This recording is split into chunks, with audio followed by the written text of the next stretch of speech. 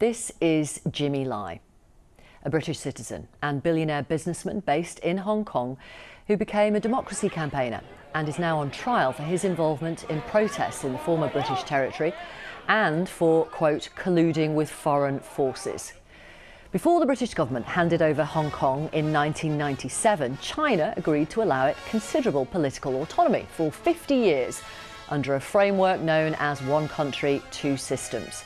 But in recent years, Beijing has cracked down on Hong Kong's freedoms, leading to mass protests in the city. In 2020, Beijing then imposed a national security law that gave it broad new powers, which critics say is being used to punish and silence dissenters, like 76-year-old Jimmy Lai, whose trial is expected to last for 80 days. His case has sparked an international outcry and is widely seen as a test of Hong Kong's judicial independence. Now, UN special rapporteurs are calling for his immediate release. Danny Vincent has this special report.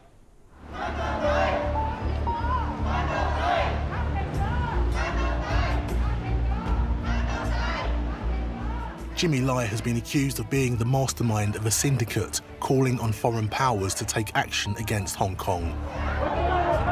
Claims the outspoken media mogul has denied. His national security trial has just begun. The BBC has been following his case since he was released on bail and still speaking out. To many, Jimmy Lai's story is the story of Hong Kong. A billionaire businessman turned democracy activist, he founded Apple Daily, considered the only opposition paper in Hong Kong.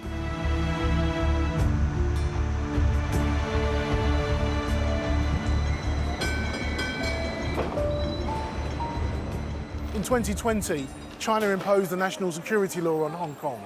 To its critics, it's seen as a symbol of Beijing's control of this city. Jimmy Lai's trial is seen as a test of Hong Kong's independent judicial system and its right to freedom of expression. Ronson Chan is the chairman of Hong Kong's Journalism Association.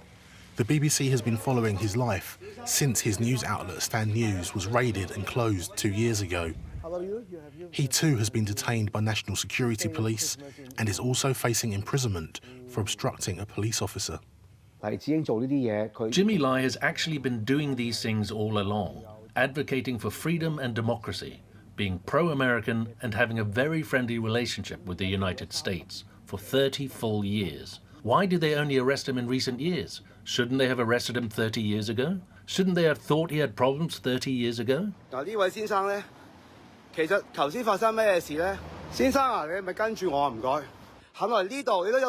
Ronson believes he is at times under surveillance. As a journalist, he confronts and live streams suspicious people following him. He says he has seen the transformation of Hong Kong since the national security law was introduced. We have to face a cruel reality, which is that in China, political charges such as inciting subversion and separatism have already emerged.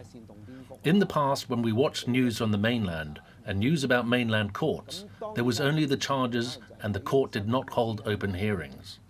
They would choose a date for the verdict, and when the time came, the sentence would be handed down, often for more than 10 years, and then the person would serve their sentence.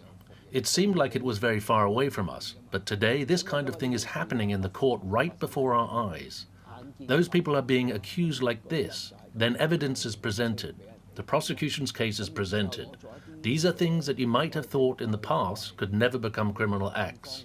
But today, they have become criminal acts. This is reality, albeit a harsh reality.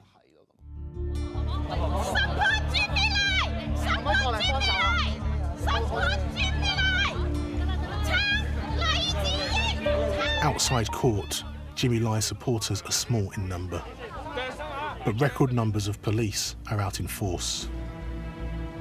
Jimmy Lai faces charges of colluding with foreign forces and conspiracy to publish seditious material. If found guilty, the 76-year-old could face life in prison.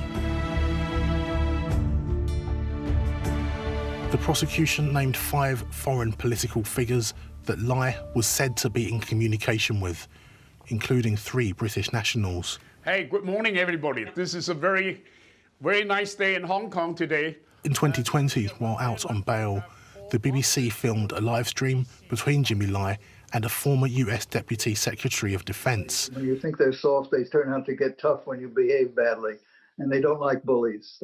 Today, live streams like this are being used as evidence, claiming that Mr. Lai colluded with foreign powers. And please help. In 2020, I was the last journalist to speak with Jimmy Lai, just hours before his detention. He remained defiant. I'm prepared for the worst. If the worst comes, that means the most effective way that I can bring the world attention to Hong Kong. Nothing that I'm going to suffer will be lost.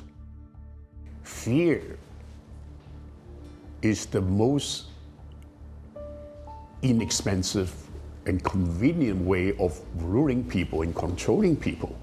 You know, if they can induce fear in you, that's the easiest way to control you. That's the cheapest way to control you, and the most effective way. And they know it, and they're very, they're very good at it.